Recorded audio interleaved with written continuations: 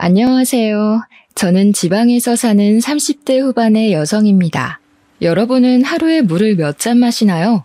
저는 원래 물을 거의 마시지 않았는데 물을 적당히 마시면 건강에 좋다고 해서 하루에 8잔씩은 꼭 마시려고 해요. 그런데 이 물도 너무 과하게 마시면 몸에 좋지 않다고 합니다. 물을 너무 많이 마시면 몸속의 수분과 염분의 양이 균형을 잃어 오히려 탈수 증상이 생긴다고 해요. 그래서 아무리 물을 마시는 것이 좋다고 해도 적당량만 마셔야 건강해질 수 있습니다. 저는 우리의 삶도 마찬가지라고 생각해요. 좋다는 이유로 너무 과하거나 욕심을 내서 무언가를 하면 오히려 그르치는 경우가 종종 있는 것 같습니다. 지금부터 제가 들려드릴 이야기가 바로 욕심으로 인해 망해버린 내용인데요. 재미없는 사연일지도 모르겠지만 아는 동생의 이야기 듣는다 생각하시고 마음 편히 들어주시면 감사하겠습니다. 일단 우리 가족에 대한 소개부터 해보려고 해요. 저의 부모님은 젊은 시절 시내에 있는 상가 한 채를 매입하셔서 상가 관리도 하시고 나물이나 감자, 고구마 등을 밭에서 키우셔서 판매도 하십니다. 다시 말해 저의 부모님은 건물주이자 농부세요. 원래는 두 분이 밭일만 하시고 상가에는 관리인을 둬서 관리했으나 인건비가 너무 비싸기도 하고 청소도 제대로 되어 있지 않아 부모님이 직접 건물 청소 등을 하며 관리를 하시고 밭일도 하고 계십니다. 그리고 저는 부모님이 정성껏 농사를 지으신 나물이나 감자, 고구마, 고추 등을 받아서 회사들이 밀집한 지역에서 백반집을 운영하고 있어요. 사실 어릴 때부터 요리하는 것을 좋아했던 저는 수도권 4년제 대학교 식품영양학과에 입학했었으나 그곳에서는 요리보다는 음식에 대한 이론적인 것을 배우더라고요. 게다가 대학교 학비에 기숙사비, 생활비까지 하면 돈이 한두 푼이 드는 것이 아니었습니다. 이렇게 대학교에 다니는 것이 시간 낭비에 돈 낭비라고 느껴진 저는 오랜 고민 끝에 자퇴하고 부모님의 도움을 약간 받아 백반집을 차렸어요. 물론 지금은 부모님께서 지원해주신 모든 금액을 다 갚은 상태입니다. 백반집은 제 생각보다 정말 잘 되었어요. 집밥을 먹지 못하는 직장인들이 점심시간마다 줄지어왔고 그 덕에 점심때는 11시부터 항상 빈자리가 없었습니다. 게다가 저녁에도 점심만큼은 아니지만 손님들이 꽤 왔고 한 번씩 단체 회식 예약도 들어왔어요. 저는 제가 만든 음식을 먹으러 오신 손님들이 오셔서 실망하지 않도록 맛있는 음식으로 대접했고 백반집을 운영하는 데 있어서 절대 욕심 부리지 않았습니다. 그런 저의 진심이 통해서인지 백반집은 날이 가면 갈수록 더 사람들이 많이 왔고 백반집 연지 2년 만에 순이익이 어지간한 기업 연봉까지 나왔어요. 온종일 요리하는 것이 힘들기는 했지만 그래도 재밌었습니다. 그렇게 한 곳에서 15년 가까이 일했고 어느덧 저는 제대로 된 연애도 못 해보고 나이는 점점 들어 30대 후반이 되었어요. 오랫동안 장사를 하다 보니 단골 손님들도 많이 생기고 제법 친해진 사람들도 생겼는데 그 중에 친절하고 착해 보이는 분이 한 분 계셨습니다. 그분은 회사 사람들과 몇 년째 식당에 오셨는데 일주일에 서너 번은 계속 마주치다 보니 친해지게 되었고 어쩌다가 그분의 이름과 연락처도 알게 되었는데 이름이 임준석이었어요. 준석 씨는 한 회사에 6년째 다니고 있는 과장이었고 저처럼 일만 하느라 결혼도 못한 상태였습니다. 우리는 몇 번씩 대화를 나누다가 자연스레 호감이 생겼고 식당이 아닌 외부에서 약속을 정하고 만나기도 했어요. 저는 점점 준석 씨에게 이성적인 설렘이 느껴졌고 어찌어찌 하다 보니 연인이 되었습니다. 연인이 되고 나서 우리는 애견 카페에 종종 갔어요. 둘 다 강아지를 정말 좋아했으나 저도 그렇고 준석 씨도 그렇고 일하느라 바빠 강아지를 키울 자신은 없었습니다. 아무래도 강아지를 키우면 산책도 시켜주고 옆에서 같이 놀아주고 해야 하는데 저나 준석 씨나 거의 집에서는 잠만 자는 상황이라 집에 오랜 시간 혼자 있을 강아지가 안쓰러웠어요. 그래서 강아지를 키우지는 않고 대신 애견 카페에서 강아지들과 시간을 보내는 것을 좋아했습니다. 그 당시 제 나이는 37이었고 준석 씨는 41였어요. 둘 다 적은 나이는 아니었기에 짧은 연애를 하고 바로 결혼하고자 했습니다. 우리 부모님은 한 번도 데리고 오지 않았던 남자를 드디어 데리고 왔다면서 준석 씨를 아주 많이 반기셨어요. 이어서 준석 씨 집에 갔는데 준석 씨의 아버지는 10년 정도 전에 돌아가셨고 어머니만 계셨습니다. 준석 씨의 어머니는 아버지의 사망보험금과 아버지께서 일하시며 모아두신 돈과 연금 등으로 생활하시고 계셨고 따로 일하시지는 않고 계셨어요. 첫인사를 드리러 갔을 때 준석 씨의 어머니께서는 저를 좋아하시지도 그렇다고 싫어하시지도 않으셨습니다. 준석 씨가 엄마가 조금 낯가림이 심하시다고 해서 저는 그냥 그러려니 하고 말았어요. 그 뒤로 우리는 바로 결혼 준비를 했습니다. 결혼 준비를 하며 신혼집을 구하러 다녔는데 아무리 계산기를 두드려 봐도 우리의 예산으로 살만한 집이 없었어요. 여기가 지방이기는 하지만 그래도 집값이 생각보다 너무 비싸더라고요. 집을 구하지 못해 발을 동동거리고 있는데 친정 부모님이 집을 아직 구하지 못했으면 아버지 명의로 된 시내 아파트에서 일단 살라고 하셨습니다. 사실 우리 친정 부모님은 외곽에 주택이 하나 있고 시내에 집이 하나 있어요. 봄, 여름, 가을에는 밭일도 해야 해서 외곽 주택에서 주로 계시고 겨울에는 밭일이 없으니 시내 아파트에서 생활하셨거든요. 외곽에 계시면 생활이 불편하지 않겠냐고 했더니 외곽이라고 해도 시내까지 가는데 차 타고 10분이면 되고 아버지, 어머니 두 분 다 운전하셔서 크게 불편하지는 않다고 하셨습니다. 그렇게 친정 부모님의 도움으로 우리는 신혼집을 쉽게 구할 수 있었어요. 신혼집을 구한 후에는 모든 결혼 준비가 일사천리로 진행되었습니다. 결혼 준비를 하면서도 준석 씨의 어머니, 이제는 저의 예비 시어머니는 여전히 저를 그렇게 반기시지는 않았어요. 하루는 저녁 장사를 마치고 집에 가려는데 길에서 익숙한 뒷모습이 보였습니다. 자세히 보니 예비 시어머니였어요. 저는 반갑게 아는 척을 하려고 했는데 진지하게 누군가와 통화 중이시더라고요. 그날은 회식 예약이 있어서 늦게 끝났고 평일인데다가 지방이라서 밤에 사람이 그다지 많이 없었습니다. 그래서 예비 시어머니의 통화 내용이 꽤 선명하게 들렸어요. 예비 시어머니는 아들이 이번에 결혼하기는 하는데 고졸 출신의 밥집 하는 여자를 데리고 와서 마음에 안 든다는 식으로 말씀하셨습니다. 준석이가 지금 나이가 40이 넘기도 했고 친정에서 아파트를 해줘서 일단 결혼을 시키기는 하는데 친정도 아파트 아니면 그냥 밭농사나 지으며 사는 것 같고 아무튼 너무 마음에 안 든다고 하시며 속상하다고 울먹이셨어요. 그 소리를 들으니 저는 어안이 벙벙했습니다. 솔직히 저는 예비 시어머니에게 부모님이 건물을 갖고 계신 것을 말씀드리고 싶었지만 친정 부모님은 건물을 갖고 있다는 사실을 알리는 것을 굉장히 쑥스러워 하셨어요. 부끄러울 일은 아니지만 그냥 돈 자랑하는 것 같아서 말하기 싫다고 하셨거든요. 부모님이 그렇게 확고하시고 그 건물이 제 건물도 아닌데 제가 함부로 떠드는 건 아닌 것 같아서 굳이 예비 남편과 예비 시어머니에게 이야기하지 않고 있었습니다. 예비 시어머니가 우리 집에 대해 잘못 생각을 하고 계신 것 같았지만 그래도 예비 시어머니가 걱정하시는 것만큼 우리 집이 못 사는 것은 아니기에 같이 살아가면서 오해를 풀어드려야겠다고 생각했어요. 무엇보다 제가 오랜 시간 밥집을 하면서 좋은 손님도 많이 봤지만 별의별 무례한 손님들도 다 만나봤기에 사람을 대하는 것만큼은 나름대로 자신 있었습니다. 그래서 예비 시어머니의 마음은 결혼 후 차차 돌려야겠다고 했어요. 그 뒤로 우리는 별 문제 없이 결혼식을 올리고 진짜 부부가 되었습니다. 결혼 후 한 달 정도 지났을까요?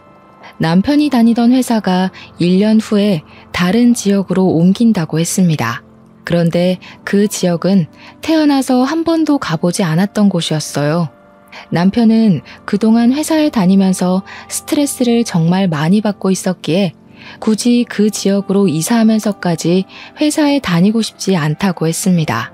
저도 잘 되던 백반집을 두고 남편 따라 다른 지역에서 새로 시작하기는 싫었어요. 그래서 남편은 회사를 관두게 되었습니다. 남편이 회사를 마지막으로 출근한 날, 저는 평소처럼 백반집에 나와 음식을 준비하느라 바쁜데 시어머니한테 전화가 왔어요. 음식 준비하느라 바쁘니? 우리 준석이 오늘이 마지막 출근 날이지? 준석이 그동안 그 회사 다니면서 마음고생 정말 많이 했다. 준석이가 이제 돈을 못 벌어도 그래도 가장은 가장이야. 너는 돈 벌고 준석이는 돈 못 번다고 너희 집 가장인 준석이 무시하면 안 된다. 알겠지? 아무리 그래도 준석이 밥도 잘 챙겨주고 해야 해. 이래서 결혼하면 사람이 잘 들어와야 하는데 아무튼 바빠 보이니 전화 끊으마. 시어머니는 제가 혹시라도 남편이 돈을 벌지 못해 구박할까봐 걱정돼서 전화하셨습니다. 저는 시어머니의 전화가 그다지 좋지 않았지만 그 당시 음식 준비하느라 바빠서 대충 대답하고 끊었어요. 그 뒤로 남편은 다른 회사를 바로 구할 수 있을 것으로 생각했지만 아무래도 지역이 소도시여서 그런지 생각보다 괜찮은 일자리가 나오지 않았습니다. 더는 좋은 회사를 들어갈 수 없겠다고 생각한 남편은 오랜 고민 끝에 호프집을 한번 열어보고 싶다고 했어요. 그래서 남편이 받은 퇴직금과 그동안 모았던 돈들을 탈탈 털어 호프집을 차렸습니다. 그런데 생각지도 못한 문제가 생겼어요. 코로나가 전국적으로 확산하여 확산 방지 차원으로 나라에서 심야 영업시간을 제한해버렸습니다. 호프집은 어찌 보면 밤 9시부터 시작인데 9시부터 문을 닫으라고 하니 호프집이 운영될 턱이 있나요? 결국 1년 뒤에 큰맘 먹고 열었던 호프집이 망해버렸습니다. 호프집이 문을 닫고 남편은 다시 백수가 되었고 저는 여전히 백반집을 운영하고 있었어요. 하루는 주말에 집에서 쉬고 있는데 시어머니가 다짜고짜 집에 찾아왔습니다. 에이, 이 집에 멍청한 년 들어와서 제대로 되는 일이 없어. 이제 우리 아들 어찌할 거니? 갑자기 오셔서 그게 무슨 소리세요?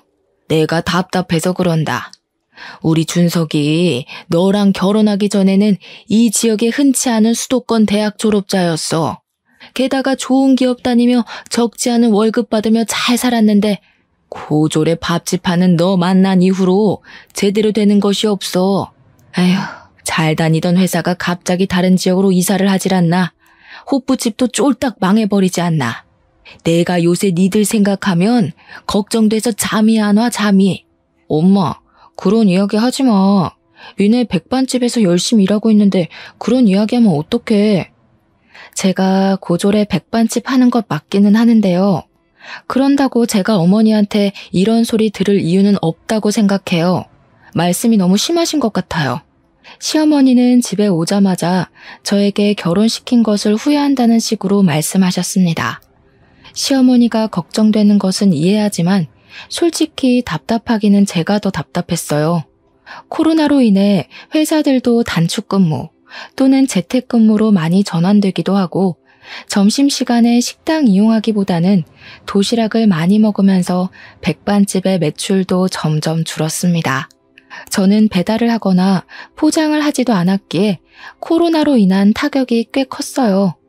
남편은 일을 도무지 못 구하고 있었고 제가 백반집에서 번 돈으로만 생활하려니 힘들어 죽겠는데 시어머니까지 와서 제가 멍청해서 이렇게 되었다는 소리를 들으니 너무 속상해서 눈물이 다 났습니다. 시어머니는 제가 갑자기 울자 당황해하면서 나가버렸고 남편은 그런 저를 위로해 주었어요. 어머니한테 다시는 이런 말 듣지 않게 하겠다고 하고 자신도 얼른 일을 구해보겠다고 했습니다. 그 뒤로도 여전히 장사는 힘들었어요.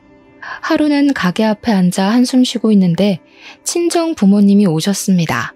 시내에 볼 일 있어서 왔다가 잠깐 들렸는데 왜 이리 얼굴이 상했냐고 하셨어요. 저는 엄마에게 남편은 회사를 못 구하고 백반집 매출도 안 나와서 너무 힘들다고 했습니다. 그리고 시어머니가 아직도 저를 그다지 좋게 생각하지 않는다고 말하고 싶었지만 부모님이 속상해 하실까봐 말하지 않았어요. 부모님은 저의 이야기를 듣더니 그동안 힘들었을 텐데 왜 내색하지 않았느냐고 하셨습니다. 그러면서 그렇게 정 힘들면 일단 지금 사는 집 명의를 제 명의로 바꿔주시겠다고 했어요. 나중에 혹시 더 힘든 일이 생기거나 하면 그때 그 집을 팔던가 해서 자금을 마련하라고 했습니다. 그리고 이거는 일단 혹시 모르니 시댁이나 남편에게 굳이 말하지 말고 여전히 명의는 부모님 명의인 것처럼 하라고 했어요. 제가 굳이 왜 그래야 하냐고 했더니 여자도 뭔가 비빌 언덕이 있어야 한다며 일단 제 명의로 하되 남편에게는 비밀로 하라고 했습니다. 그렇게 저는 부모님의 말씀대로 집을 제 명의로 몰래 바꾸었어요. 남편은 그 뒤로 열심히 일을 구해보려고 했지만 코로나 시국이라 회사에 다시 들어가기 힘든 상황이었습니다. 저는 더는 가게 장사만으로는 안 될 것 같다는 생각에 배달을 시켰어요. 회사에 도시락 배달을 하니 조금씩 주문이 들어오기는 했지만 배달료가 너무 비쌌습니다. 그래서 남편에게 당장은 일하지 않으니 점심시간만이라도 배달을 도와달라니까 대졸 출신인 내가 어떻게 배달을 하러 다니냐며 싫다고 했어요. 그러면서 자신에게 기가 막힌 사업 아이템이 있다고 하며 저에게 한번 들어보라고 했습니다. 사실 이 동네에 강아지를 키우는 사람들이 많은데 강아지들이 마땅히 놀만한 곳은 없었어요. 요새는 목줄도 의무화되고 큰 개들은 입마개도 꼭 해야 하며 개물림 사고가 잦다 보니 애견인들이 마음 놓고 다닐 곳이 생각보다 없었거든요. 그래서 남편은 애견 유치원을 열고 싶다고 했습니다. 주변에 강아지를 키우는 지인들에게 물어보니 애견 유치원이 하나쯤 있었으면 좋겠다고 했다면서 한번 열어보자고 했어요. 나쁜 생각은 아니었지만 이미 호프집으로 망한 터라 저는 또 망할까봐 걱정되었습니다. 그러던 어느 날 친정엄마에게 전화가 왔어요. 남편은 요새 회사 구하고 있냐길래 사실 지금 애견 유치원을 창업하고 싶다 해서 일을 도와줘야 할지 말아야 할지 고민이 된다고 했습니다. 친정엄마는 처음에 아버지가 상가 매입한다고 하셨을 때 엄청 말렸는데 지금은 결국 잘 되고 있지 않냐며 한번 남편 믿어보라고 했어요. 그리고 친정엄마 지인분들도 이 근처에 강아지들이 놀만한 곳이 없다고 이야기했다며 애견 유치원 하나쯤 생기면 잘 될 것 같다고 하셨습니다. 그리고 다음날 친정아빠가 남편과 저에게 전화해서 잠깐 친정으로 오라고 했어요. 친정아빠는 남편에게 애견 유치원 차릴 생각이 있다고 하던데 어떤 식으로 할 건지 한번 이야기해 보라고 하셨습니다. 친정아빠가 사실 지금은 사업을 안 하시지만 젊을 때는 사업을 크게 하셔서 안목이 꽤 좋으시거든요. 건강상의 문제로 회사를 친척에게 넘기고 지방으로 내려오기는 했지만 그때 사업으로 번 돈으로 이곳에 주택과 아파트 그리고 상가를 사신 것입니다. 친정아빠는 남편의 사업 계획을 들어보시고는 가능성이 있다고 생각하셨는지 돈을 빌려줄 테니 한번 해보라고 하셨어요. 그러면서 유동인구가 많은 상가의 건물주가 아빠와 호영호재하는 분이라면서 상가 한 곳을 소개해 주셨습니다. 그곳은 사람들이 많이 다니는 곳이라 원래는 정말 비싼 곳이었지만 친정아빠의 도움으로 저렴하게 상가를 얻을 수 있었고 애견 유치원처럼 창업하는 데 드는 비용 일부도 차용증을 쓰고 아빠에게 돈을 빌렸어요. 반면 시댁에서는 애견 유치원 창업한다고 말씀드리니 지원해줄 수 있는 돈이 없으니 알아서 잘해보라고만 하셨습니다. 남편은 친정의 적극적인 도움으로 애견 유치원을 열었어요. 평일에는 애견 유치원으로 운영했고 주말이나 공휴일에는 낮에만 애견 카페를 운영했습니다. 저는 평일에는 백반집을 운영했고 주말에는 애견 카페로 출근해서 남편의 일을 도왔는데 생각보다 손님이 꽤 많았어요. 다행히 백반집도 서서히 식당에 손님들이 다시 찾아왔고 배달을 시작하면서 다시 예전만큼의 매출이 나왔습니다. 그렇게 백반집, 애견 유치원 모두 안정이 되어 가던 어느 날씨 좋은 날 주말이었어요. 남편은 카페 운영하는데 필요한 소모품이 없어서 사러 나갔고 저 혼자 애견 카페에서 일하는데 시어머니가 오셨습니다. 너는 어떻게 카페를 열었는데 시애미한테 한 번을 오라는 소리를 안 하니? 역시 밥집 하는 무식한 것이라 그런지 생각도 없고 예의범절도 없고 그동안 바빠서 연락 못 드렸어요. 평일에는 제가 운영하는 백반집 일하고 주말에는 보시다시피 요새 손님이 많이 와서 정신없네요. 난 솔직히 네가 있어서 여기도 호프집처럼 망하면 어쩌나 걱정했는데 그나마 여기는 좀 잘 되나 보다. 하긴 우리 준석이가 좀 똑똑하긴 하지. 준석이가 너같이 고졸에 밥집이나 겨우 하는 멍청한 애를 마누라로 들이지만 않았어도 더 크게 성장했을 텐데 말이야. 시어머니는 여전히 제가 고졸에 밥집 하는 멍청한 애라고 하며 저에게 싫은 소리를 하셨습니다. 그때 남편이 카페 물건을 사서 돌아왔고 남편 역시 시어머니가 저에게 뭐라고 하는 것을 다 들었어요. 엄마 왔어? 엄마, 우리 미네 좀 예뻐해줘. 미네가 없었으면 이 주말에 나 혼자 이 일 다 했어야 했다고. 미네 도움으로 내가 이만큼이나 성공한 거야. 미네 도움은 무슨. 여기 차리는데 제가 도움될 게 뭐가 있다고. 아니, 백반 고작 6,000원, 7,000원짜리 팔아서 뭐 입에 풀칠이나 하겠니? 다 우리 아들이 똑똑하고 사업수완이 좋아서 이렇게 한 거지. 안 그래? 말씀이 좀 심하시네요. 사실 어머니, 이 애견 유치원이요. 엄마 덥지? 저기 앉아 계셔. 내가 얼른 마시는 음료수 하나 대령하겠습니다. 제가 이곳 친정아빠의 도움으로 열었다고 이야기하려 했는데 남편이 시어머니를 카페 창가 쪽으로 데리고 갔습니다. 가만히 생각해보니 남편이 시어머니에게 친정아빠의 도움을 받았다는 것을 말하지 않은 듯 했어요. 사실 저는 시어머니가 저를 좋게 봐주지 않아서 시어머니와 직접 연락하는 것을 최대한 피했었기에 시어머니에게 애견 유치원을 어떻게 열 수 있게 되었는지 말할 기회가 없었습니다. 당연히 남편은 시어머니에게 말했을 것으로 생각했는데 그게 아니었어요. 그날 시어머니가 가시고 퇴근 후 집에서 남편에게 시어머니한테 친정에 도움받은 것을 말하지 않았냐고 물었습니다. 사실 우리 엄마 나 백수된 뒤로 정말 많이 걱정하셨어. 여보는 엄마랑 거의 통화하지 않아서 잘 모르겠지만 그동안 정말 마음고생 심하게 하셨거든. 그때마다 내가 일하며 모아둔 돈 많이 있다고 해서 엄마는 그런 줄로만 알고 계시는데 내가 장인어른의 도움을 받아서 애견 유치원 열었다고 하면 너무 미안해하시고 돈이 그렇게 없나 걱정하실까봐 일부러 말씀 안 드린 거야. 여보가 기분이 나빴다면 미안한데 조금만 우리 엄마 이해해주라. 엄마가 아버지 돌아가신 후로 정말 예민해지시고 걱정도 많아지셔서 말이야. 그래서 자꾸 여보한테 말도 심하게 하시는 것 같기도 하고 내가 중간에서 더 잘할게.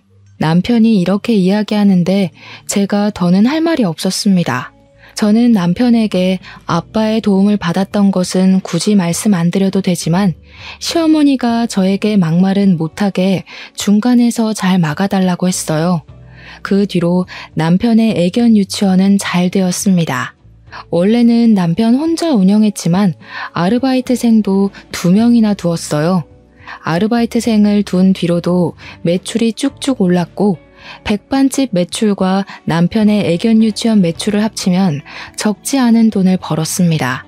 사업의 재미를 본 남편은 이어서 애견 유치원을 체인점으로 내고 싶다고 했어요. 저는 사실 체인점은 아니라는 생각이 들었습니다. 음식점도 하나만 있을 때는 잘 되다가도 2호점, 3호점이 생기면 맛이 변하고 손님도 뚝 끊기는 경우가 허다하잖아요. 물론 애견 유치원은 음식점은 아니라 다를 수도 있으나 저는 지금의 애견 유치원 하나만으로도 앞으로 우리가 먹고 사는데 지장이 없다고 생각했습니다. 또한 남편만 일하는 게 아니라 저도 백반집을 운영하고 있잖아요. 솔직히 남편도 힘들겠지만 저도 평일에는 백반집, 주말에는 애견 카페 운영하느라 너무 피곤하고 힘들었습니다. 그런데 2호점, 3호점까지 내면 아르바이트생들을 더 고용한다고 해도 분명히 힘들 것이 아니겠어요?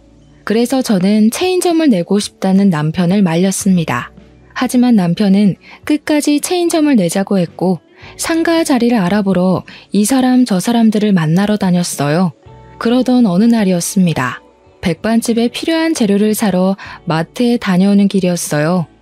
마트에서 장보고 주차장에 갔는데 고급 외제차 한 대가 있었습니다. 근데 그 차에서 시어머니가 운전해서 내리는 거예요. 저는 시어머니한테 가서 인사를 한 뒤 차가 언제 바뀌었냐고 물었습니다.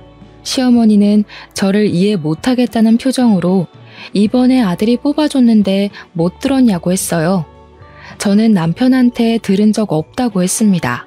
그래? 우리 준석이가 얼마나 너 눈치를 보고 살면 이런 것도 말 안 하겠니? 너 괜히 집에 가서 우리 준석이한테 뭐라고 하지 마라. 알겠니? 시어머니는 빨리 가야 한다며 후다닥 가버렸고 저는 남편이 도대체 어디서 돈이 나서 저렇게 비싼 차를 샀는지 궁금했습니다. 그러다가 얼마 전 적금이 만기되었다는 것이 떠올랐고 혹시 그 적금 부었던 돈으로 산 것이 아닐까 하는 생각이 들었어요. 사실 우리는 각자 번 돈의 70%는 공동생활비 겸 부부생활비로 쓰고 30%만 개인의 용돈으로 사용했어요. 그래서 그 70% 안에서 같이 적금을 했는데 사실 남편이 거의 백수였다가 이제야 수입이 생긴 것이기 때문에 거의 제 돈이었어요. 그리고 돈 관리는 남편이 했는데 그 이유가 원래 처음에는 제가 돈 관리를 했으나 백반집 일로 바쁘고 원래 성격이 그다지 꼼꼼하지는 못해서 공과금 납부 기한을 몇 번 놓쳤었거든요. 그래서 저보다는 더 꼼꼼한 남편이 통장 관리를 했습니다. 저는 그날 퇴근 후 집에 와서 남편에게 적금 받은 돈 어떻게 했냐고 물었어요. 남편이 적금 받은 돈이 하나도 없다며 얼버무리길래 다 어디에 갔냐고 물으니 제 예상대로 적금 만기된 돈에 우리 생활비 조금 보태서 시어머니의 외제차를 샀더라고요. 자동차가 한두 푼도 아니고 큰 돈이 들어가는데 당연히 이야기해야 하는 것 아닌가요? 게다가 거의 제 돈이 들어간 적금 통장으로 샀다니 너무 어이가 없었습니다. 그게 말이 돼? 아니 어떻게 그 돈으로 어머니 차를 바꿀 수가 있어? 그래, 100번 양보해서 어머니 차 바꿔드릴 수도 있어. 하지만 자동차가 한두 푼도 아닌데 당연히 사기 전에 진작 말을 해야 했던 거 아니야? 나중에 말하려고 했어. 그런데 네가 백반집 일에 애견 카페에 바빠 보여서 말을 못한 것뿐이야. 그리고 내가 뭐 유흥비로 그 돈을 쓴 것도 아닌데 이게 이렇게까지 화낼 일이야? 뭐? 야, 그 적금 거의 다 내 돈으로 채운 거야. 너 회사 관두고 수입 없을 때 내가 꼬박꼬박 적금 부은 거라고. 엄밀히 말하면 그 통장의 90%는 내가 번 돈인데 그 돈을 사용하는데 이렇게 네 맘대로 쓰면 되냐?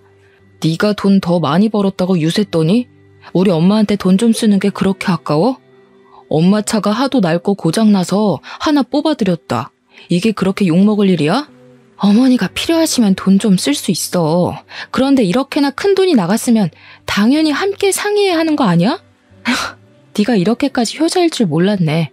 남자들은 결혼하면 다 효자 된다더니 그 말이 딱 맞네. 아주 딱 맞아. 지금 비꼬니? 난 도대체 네가 왜 이렇게 화내는지 모르겠어. 나 바람 좀 쐬고 올게. 남편은 저와 대화를 나누다가 집을 나가버렸고 그날 밤 남편은 집에 들어오지 않았습니다. 다음날 남편은 집에 들어왔지만 우리는 그 뒤로 며칠 동안 말을 하지 않았어요. 그러다가 주말이 되었고 저는 당연히 애견 카페에도 가지 않았습니다. 그리고 일요일 저녁.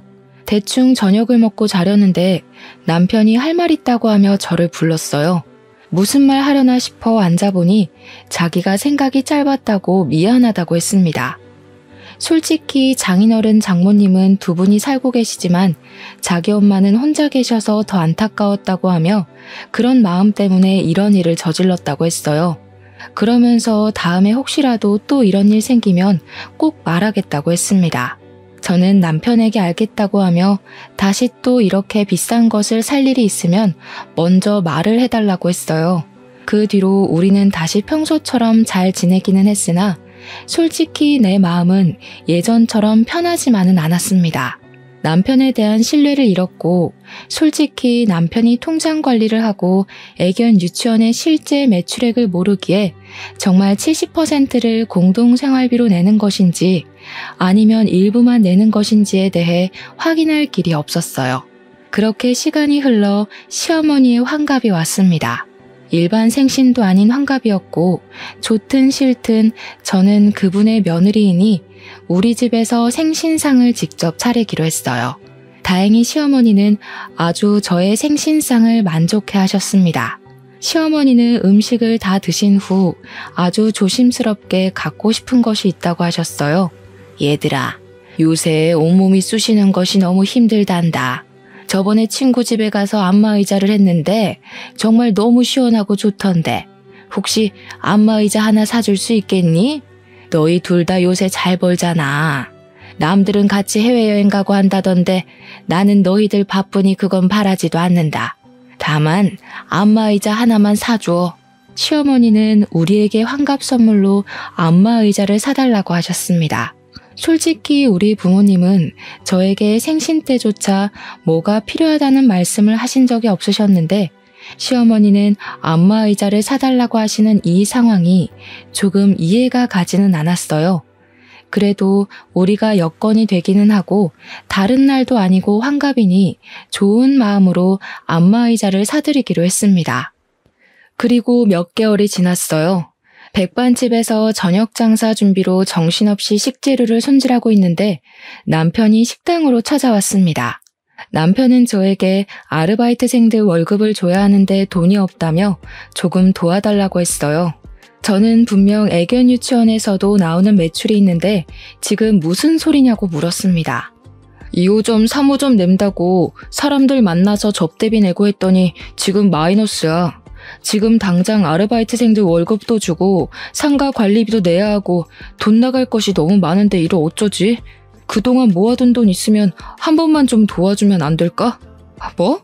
아니 아무리 그래도 월급이나 관리비는 빼놓고 돈을 썼어야지. 그런데 그게 얼마나 된다고 마이너스까지 돼? 이따 밤에 확인 좀 해봐야겠어. 확인하고 나서 돈을 빌려주든 말든 할게. 남편은 제 앞에서 돈이 없다고 울상이었습니다. 그날 밤 퇴근 후 집에 가서 남편과 함께 통장을 확인해 보니 남편은 꾸준히 시어머니한테 용돈을 보내고 있었어요. 게다가 체인점을 오픈한다고 사람들을 만나서 모든 밥값을 다 남편이 내고 있었습니다. 저는 남편에게 네 사업 유지하는데 메꿔줄 돈 없다고 했고 남편은 그럼 친정에서 빌려서라도 돈 좀 구해달라고 했어요. 당당하게 돈을 요구하는 남편의 태도에 기가 막혀서 저는 절대 돈을 안 줄 것이라고 단호히 거절했습니다. 사실 아빠는 그동안 밭농사로 재배한 나물들이나 고구마, 감자 같은 것들을 파셔서 돈을 모아오셨는데 이번에 아빠 명의의 밭을 하나 팔아서 그동안 모으신 돈과 합쳐서 건물 하나를 더 사셨어요. 그 건물이 바로 남편이 운영하는 애견 유치원 건물이었고 아빠는 사위가 애견 유치원을 하고 있으니 월세를 엄청 싸게 주려고 했습니다. 솔직히 아빠가 애견 유치원 열 때도 많이 도와주셨고 이번에도 월세를 확 깎아주신다고 하는데 저도 염치가 있지 어떻게 아빠한테 더 돈을 달라고 합니까? 당연히 못하겠다고 했어요. 그랬더니 남편은 그럼 이 집 팔고 시댁에 들어가자고 하길래 지금 무슨 말을 하느냐고 했습니다. 저번에 너네 부모님이랑 너랑 백반집에서 이야기하는 거 다 들었어. 애견 유치원 열기 전에 이 집 네 명의로 바꿔주셨잖아. 아니야? 그러면서 나한테는 말 한마디 안 하고 내가 우리 엄마 차 바꿔주니까 그거 가지고 색 난리냐? 솔직히 엄밀히 따지면 너도 날 속인 거 아니야? 내가 속인 거 다 용서해 줄 테니까 이 집 팔아서 그 돈으로 급한 불 해결하고 체인점도 만들자. 그렇게 할 수 있지? 그게 말이 된다고 생각해? 솔직히 이 집 부모님이 열심히 일해서 모은 돈으로 마련하신 집이야. 그런 집을 어떻게 그렇게 넙죽 받아 처먹을 생각을 해? 사람이 양심이 있어야지. 남편과 저는 그날 대판 싸우고 그 뒤로 우리는 서로의 의견을 굽히지 않아 숨막히는 냉전 상태가 되었습니다. 그렇게 일주일 정도가 지났어요. 그날은 우리 엄마 생신이었고 다음 날이 시아버지 제삿날이었습니다. 저는 엄마 생신상을 우리 집에서 차리고 다음날 시아버지 제사를 준비하기로 했어요. 남편도 엄마 생신이니 오라니까 일하느라 바쁘다고 안 온다고 했습니다. 저 역시 남편에게 아직 화가 풀리지 않아서 혼자 부모님을 집에 모시고 생신상을 차리고 있었어요. 한창 정신없이 준비하는데 누가 집 대문을 열어 나가보니 남편과 시어머니가 있었습니다. 준석이가 말해줘서 알았다.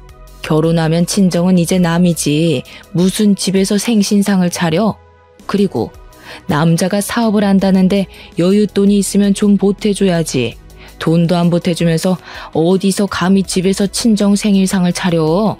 시어머니는 집에 신발도 벗지 않고 들어오더니 제가 정성껏 준비한 엄마의 생신상을 그대로 뒤집어 엎었습니다. 그 모습을 본 부모님과 저는 정말 화가 났어요. 사돈, 지금 이게 뭐 하는 짓입니까? 어떻게 상을 이렇게 엎어요? 바깥 사돈, 잘 오셨네요. 안 그래도 물어볼 것 있었는데 요새 돈이 궁하세요? 왜 건물에서 청소하고 다녀요? 아니 글쎄 어제 내가 친구들이랑 밥 먹으러 갔는데 사돈 남자 화장실 청소하고 나오시더라고요. 그나마 사돈이 날 못 봐서 망정이었지. 만약에 날 아는 척이라도 했으면 어쩔 뻔했어? 내 원참 쪽팔려서. 건물 청소부인 친정 뭐가 잘났다고 생일상까지 거나하게 차려 돈 아깝게. 아빠가 예전에 산 건물에 꽤 괜찮은 음식점이 하나 있는데 시어머니가 그 음식점에서 밥을 먹고 나오는 길에 화장실 청소하고 나오시는 아빠를 보셨나 봐요. 시어머니는 건물 청소하는 아빠의 모습이 부끄러웠다고 하며 대놓고 면박을 주었습니다.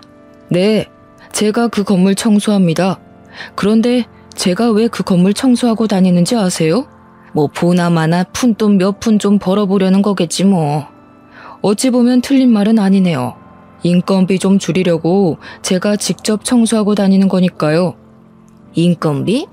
무슨 인건비? 당신이 그 건물 주인이라도 돼? 그 조물주 위에 있다는 건물주라도 되느냐고. 네, 그 건물 주인이 바로 접니다. 건물 관리 청소 용역까지 쓰려니 아무래도 돈이 한두 푼 드는 것이 아니라서 제가 직접 그 건물 관리하고 있었다고요. 그 건물에 상가 풀로 입점한 건 아시죠? 그리고 말이죠. 당신 아들이 운영하는 애견 유치원 그 건물도 이제 제 건물입니다. 거기 건물주가 바로 나라고요. 아빠는 그동안 돈 자랑하는 것 같다며 굳이 밝히지 않았던 건물주라는 사실을 밝혔습니다. 이 말에 시어머니는 깜짝 놀라고 그 옆에 있던 남편 역시 예상치도 못한 상황에 깜짝 놀라더니 이내 표정이 밝아졌어요. 장인어른이 새로운 건물주셨어요? 미네야, 장인어른이 건물주이시니까 우리 이제 월세 걱정할 필요 없겠다. 장인어른 감사합니다. 나한테 뭐가 감사하다는 건가? 너네 엄마가 여자가 결혼하면 친정은 남이라고 하지 않았나? 즉 우리는 남남인 사이이니 내가 자네의 월세를 깎아줄 필요도 전혀 없겠지. 안 그런가? 아니, 아까 그 말은 그런 뜻이 아니고 말이 그렇다는 거죠, 말이. 그만큼 여자는 시댁에 잘해야 한다 이 뜻이지 무슨 말을 또 그렇게 고지고대로 해석하고 있어요. 그럼 그게 뭔 뜻인데요? 호의가 계속되면 권리인 줄 안다더니 그 애견 유치원 한다고 내가 지원해준 돈이 얼만데 지금 뭐 어디서 큰 소리야? 큰 소리 칠 사람이 누군데? 임서방, 자네 애견 유치원 처음 열 때 내가 준 돈 다시 다 뱉어내게. 우리는 남이니 나는 그 돈 다시 받아야겠네. 그리고 원래 자네 애견 유치원 월세는 깎아주려고 했는데 자네 엄마 말대로 친정은 남이니까 굳이 그럴 필요도 없겠어. 월세는 그대로 유지하고 처음에 지원해준 돈 다시 다 뱉어내. 한 푼도 빠짐없이 말이야. 아빠의 말에 남편과 시어머니는 열심히 머리를 굴리더니 아무리 생각해도 자신들이 불리한 조건이라는 것을 깨달았는지 말이 헛나왔다며 좋은 날 괜히 역정내지 말고 한 번만 봐달라고 했습니다. 그러나 이미 이전부터 화가 난 아빠는 매우 단호히 거절했어요. 아빠가 많이 단호하시네. 그리고 나도 할 말 있는데 솔직히 그동안 정말 참고 살았는데 버는 족족 시댁에다가 다 갖다 바치는 너랑은 도무지 못 살겠다. 우리도 여기서 갈라서자. 나는 일단 우리 엄마 생일 파티하러 친정 갔다가 일주일 뒤에 올 테니까 이 집에 있는 네 짐들 다 정리해놔. 일주일 후에도 짐들 정리 안 돼 있으면 다 버려버린다. 여기 이 집 내 명의인 거 알지? 참, 그리고 저기 부엌도 좀 정리하고. 저는 일주일의 기한을 주고 짐 다 빼라고 하고 이혼하자고 했습니다. 그리고 일주일 뒤 저는 이혼 서류를 들고 다시 집에 갔어요. 남편은 집에 없었고 남편의 짐이 다 아직 집에 있길래 직접 캐리어에 넣어서 시댁에다가 이혼 서류와 함께 퀵으로 보내버렸습니다. 이걸 본 시어머니가 저에게 전화했어요. 세아가, 그동안 내가 너한테 고졸에 밥집 한다고 무시해서 속상해했지? 미안해. 네가 너무 잘 나가서 혹시라도 우리 아들이 기죽어서 살까봐 그랬던 거야. 나 사실 네가 정말 너무 대단하다고 느꼈다. 그러니까 대단한 우리 며느님이 바깥 사돈 설득 좀 시켜줘봐. 바깥 사돈이 월세도 기존보다 2배로 올려버리고 애견 유치원 열 때 빌려준 돈을 다 뱉어내라는데 우리가 그 돈을 어떻게 구하니? 그러든 말든 제가 알 바 아니죠. 저와 남편 이제는 이혼할 건데요. 아무튼 길게 통화할 것도 없고 이혼 서류 작성해서 법원 앞에서 보자고 전해주세요. 전화 끊습니다. 시어머니와 전화를 끊고 나니 남편이 집으로 왔습니다. 남편은 저에게 어떻게 이혼 서류까지 내밀 수가 있냐고 화를 내며 따져댔어요. 돈 버는 족족 나 몰래 시댁에다가 다 갖다 바치고 그 돈 모자라 너네 엄마는 우리 부모님한테 막말까지 했어. 게다가 그동안 네가 생활비를 제대로 내기라도 했니? 알아보니까 이런 것도 다 이혼 사유더라. 만약에 이혼 소송이라도 가면 너는 유책 배우자가 돼서 위자료까지 내야 하는데 감당할 수 있겠어? 나는 너랑은 절대 다시 합칠 생각 없으니까 머리 잘 굴려서 생각해봐. 뭐가 더 좋을지. 남편은 한동안 아무 말도 하지 못하더니 결국 시댁으로 갔습니다. 그리고 며칠 뒤 우리는 법원에 이혼 서류를 제출하고 숙려 기간 후 이혼하게 되었어요. 그 후 전 남편은 아빠의 독촉에 시댁집과 애견 유치원을 팔고 아빠가 주셨던 돈을 다 다시 돌려주었습니다. 그리고 전 남편과 전 시어머니는 단칸방에서 일용직으로 일하며 먹고 산다고 해요. 이렇게 저는 늦은 나이에 겨우 결혼했지만 이혼하고 다시 혼자가 되었습니다. 이번에 이 일을 겪으면서 느낀 점이 하나 있는데 그것은 바로 사람이 욕심을 부리면 그 욕심으로 인해 화를 당한다는 점이에요. 생각해보면 사람이 욕심을 부려서 오히려 망한 경우를 꽤 많이 본 것 같은데 그래도 사람인지라 뭐 하나가 잘 되면 더 많은 것을 얻고 싶은 욕심이 생기는 것 같습니다. 하지만 저희 부모님은 그런 욕심을 부리시지 않으셨고 그 결과 지금까지도 적지 않은 재산을 가지고 계셔서 지금도 행복하게 사시는 것 같아요. 저 역시 이런 부모님을 본받아 앞으로 남은 삶을 살아가는 데 있어서 돈이든 명예든 그 무엇이든 간에 욕심 부리지 않고 정직하게 살려고 합니다. 오늘 이렇게 부족한 글솜씨로 사연을 쓰니 뭔가 속이 후련하기도 하고 더 열심히 살아야겠다는 생각이 드네요. 이제 장사 준비를 하러 갈 시간이 되었네요. 저의 긴 이야기 들어주셔서 감사합니다. 다들 즐거운 식사 시간 보내시고 오늘 하루도 행복하시길 바래요.